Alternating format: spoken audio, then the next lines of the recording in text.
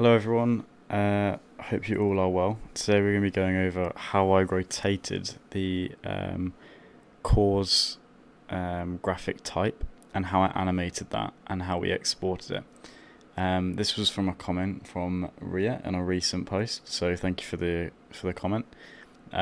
These are very useful for me to go over, and we can just go back through things that you might have spotted through the video that you want me to expand on. So yeah, this is very simple, and this will probably be an introduction to keyframing, especially on the channel. This is the first time I'll be showing anything on it, and it is literally the basics. So we're going to be teaching the basics of how to keyframe from an object from one position into another position and back to this where it started. So we're going to be going over some easing and yeah, as a bit of keyframing to get started. So I've got this project file here. This is something that I'm working on and I haven't released yet, so I'm not going to show it complete and all the textures, etc. But basically we're going to use this for the example. So what I'm going to do is I'm going to select the object. We're going to do this as quick as possible. I don't want to bore you guys. We're going to select the object.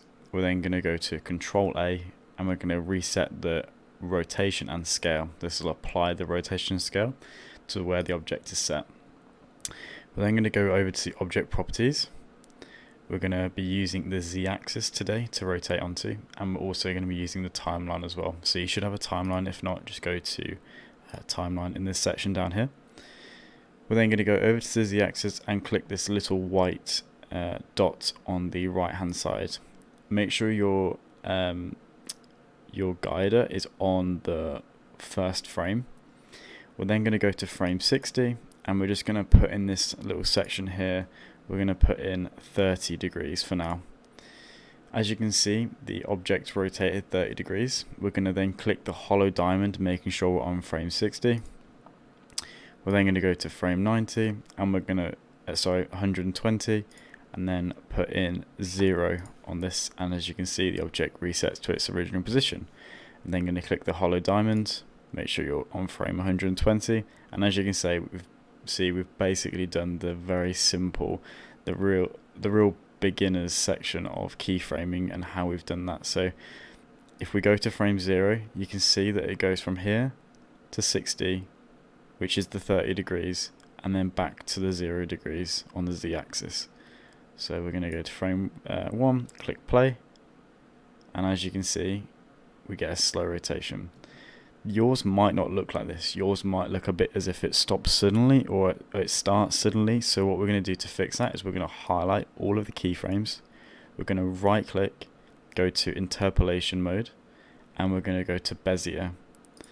This will basically ease off these keyframes, so they'll have a gradual start and a gradual reduction of speed when they get closer and they carry on from their keyframe.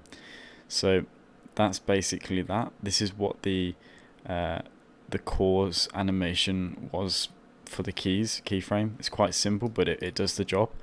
And yeah, we're going to quickly go over exporting. I have touched upon this in a previous project and a previous video, but we're just going to go over it quickly. We're going to just check a few settings and then we're ready to go. So I'm going to press 0 on the keyboard. Ignore what's showing on here. I'm basically using a fisheye camera.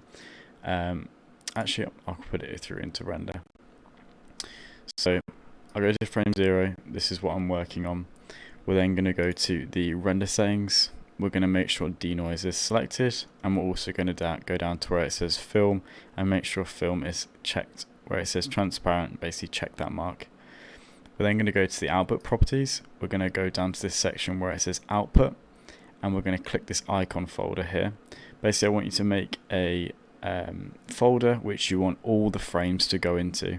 This will then be imported individually into this thing as PNGs.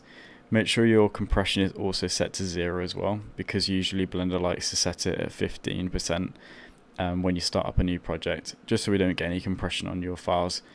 Check the resolution and make sure everything's right for you. I'm going for 1920 by 1920, which is perfect for me. And then you want to go to render. Instead of render image, render animation. This will then render all the 120 frames, which you have selected in the frame range, which is here. and it will do all of them, and you don't have to worry that it will go over the frame. It will stop at 120, which is perfect for the animation.